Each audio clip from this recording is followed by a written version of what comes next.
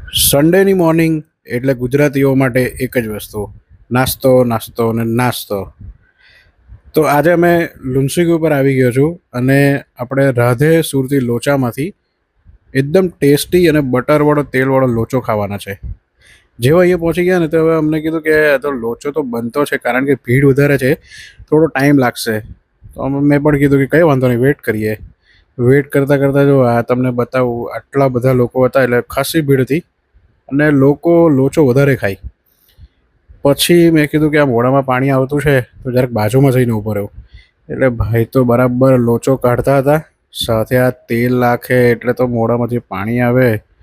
તેલ નાખે પછી હવે સેવ લાગશે, આ મસાલો ચાલ્યો, આ સેવ, કાંદા. ભાઈએ બૂમ પાડી અને કીધું કે આ બાજુ આવી જજો, એટલે હું ત્યાં જ બાજુમાં જ હતો.